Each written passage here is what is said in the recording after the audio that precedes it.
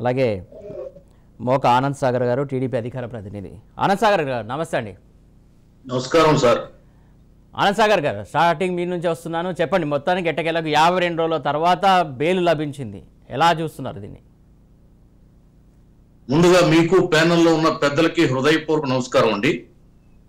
మీ ద్వారా ముందుగా యావత్ తెలుగు జాతికి మా హృదయపూర్వకమైనటువంటి ధన్యవాదాలు తెలుపుకుంటూ, ఈ రాష్ట్రంలో ఈ కలియుగంలో ఒంటికాలతో నడుస్తున్నటువంటి న్యాయాన్ని, ధర్మాన్ని, సత్యాన్ని మళ్ళీ 4 కాళ్ల మీద నడిచే విధంగా చేసినటువంటి ఆంధ్రప్రదేశ్ అత్యున్నత న్యాయమూర్తి జస్టిస్ మల్లికార్జునరావు గారికి ముఖ్యంగా, ఎందుకంటే ఆయన మా కోనసీమ ముద్దుబిడ్డ, పి గన్నవరం నియోజకవర్గం అంబాజీపేట మండలం పుల్లేటుకూరు గ్రామంలో పుట్టినటువంటి కోనసీమ కోహినూరు వజ్రం, ఆయనకు కూడా ప్రత్యేకంగా ధన్యవాదాలు తెలుపుకుంటూ, ఒక కుట్ర కుతంత్రం ఈవేళ ఛేదించబడింది.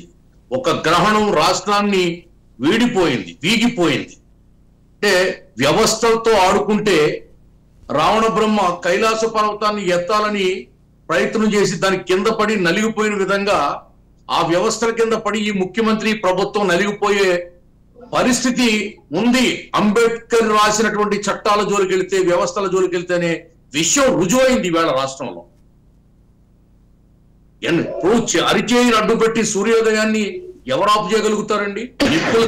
నిప్పును ఎవరు గుప్పిడి పట్టుకోగలుగుతారు? పిడుగును ఎవరు పట్టుకోగలుగుతారు?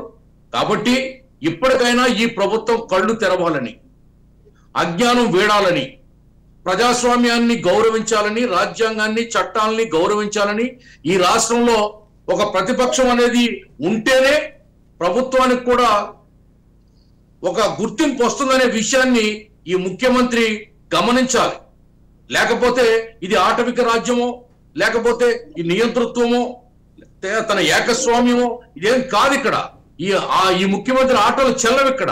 అందుకే ఈ రోజు ప్రజాస్వామ్యం గెలిచింది, నీతి నిజాయితీ న్యాయం గెలిచింది, ధర్మం గెలిచింది, రాజ్యాంగం గెలిచింది, అంబేద్కర్ ఆశయాలు వర్ధిల్లుతున్నాయి రాష్ట్రంలో. కాబట్టి ఈ దగాకోరు ప్రభుత్వానికి కౌంట్ డౌన్ స్టార్ట్ అయింది. చంద్రబాబు నాయుడు గారు బోనులో నుండి బయటకు వచ్చిన ఒక బెబ్బులిలాగా, ఒక సింహం లాగా రేపు వేట మొదలెట్టబోతారు. మరి ఒక్కడంటే ఒక్కడు కూడా రేపు 2024 ఎన్నికల్లో ఈ వైసీపీ అనేవాడు ఎవడో మిగలడు. అది పరిస్థితి రాష్ట్రంలో.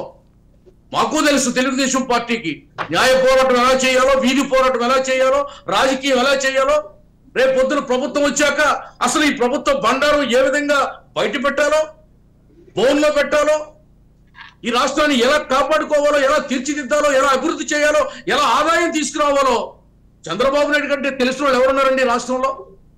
ఆయన కంటే రాజకీయాన్ని ఔపోసన పెట్టిన వాళ్ళు ఎవరున్నారు? రాజకీయ కులంలో రాటు తెలియని నాయకుడు చంద్రబాబు నాయుడు గారు. అటువంటి నాయకుడిని ఆ 2019లో రకరకాలుగా బురద జల్లి, రాంగు ముద్రలు వేసి ఆయన్ని ప్రజల్ని నమ్మించి గద్దెనెక్కాడు జగన్మోహన్ రెడ్డి. ఇప్పుడు కూడా అదే ప్రయోగం. ఏంటంటే ఆ పింక్ డైమండ్ దొబ్బాడు, 6 లక్షల కోట్లు దోచాడు, కోడికత్తి స్టీల్తో నన్నే పొడిపించి నన్ను మర్డర్ చేయాలని చూశాడు, మా బాబాయిని బాత్రూంలో చంపించాడు. ఇటువంటి కల్లబల్లి కవర్లు కన్ని చెప్పి 2019 ఎన్నికల్లో అతను గెలిచాడు జగన్మోహన్ రెడ్డి. ఇప్పుడు కూడా బాబు గారిని జైల్లో పెట్టి ఆయన అవినీతి పరుడు, ఆయన కూడా నాకులాగే దొంగ, ఆయన కూడా నాకులాగే జైలుకి వెళ్ళాడు, ఆయన కూడా నాకులాగే జైలు కుడుతున్నాడు, ఆయన కూడా నాకులాగే ఆర్థిక నేరస్తుడని ప్రజల్ని నమ్మించి మళ్ళీ రెండోసారి గెలవాలని ఒక వలపన్నాడు, ఉచ్చు పన్నాడు, ఒక డ్రామా కట్టాడు. ప్రజల ముందు చెల్లలేదు. అందుకే ఈవేళ న్యాయం గెలిచింది. ఈ రోజు ఈ రాష్ట్ర చీకటి చరిత్రలో ఒక కొత్త పొద్దు, కొత్త సూర్యోదయం, కొత్త క్రాంతి. నిజంగా ఈ రాష్ట్రంలో ఉన్న ప్రతి ప్రజాస్వామ్యవాది, ఈ దేశంలో ఉన్నటువంటి వాదులు, రాజ్యాంగాన్ని గౌరవించే వాదులు, ప్రపంచంలో ఉన్నటువంటి మేధావులు, రాష్ట్రాన్ని అభివృద్ధి జరగాలని కోరుకునే నిజమైన నేలలో పుట్టినటువంటి తెలుగువాడు ఈ తీర్పును గౌరవిస్తారు. అనేక మంది వేలాది మంది రాజమండ్రిలో బాబు గారికి హారతలిస్తున్నారు. వేలాది మంది, లక్షలాది మంది హారతలిస్తున్నారు. నేను కూడా ఇప్పుడు అక్కడి నుంచే వచ్చా. తులసిరెడ్డి గారు, ఇది పరిస్థితి. ఒక్క గుడ్డి ప్రభుత్వాన్ని నీ కక్షలు కార్పణ్యాలు నీ పులివెందుల్లో చెల్లుతాయేమో గానీ ఈ రాష్ట్రం ఒళ్ళు దగ్గర పెట్టుకుని పరిపాలన చేయమని జగన్మోహన్ రెడ్డికి మీ ద్వారా హెచ్చరిస్తా ఉన్నా.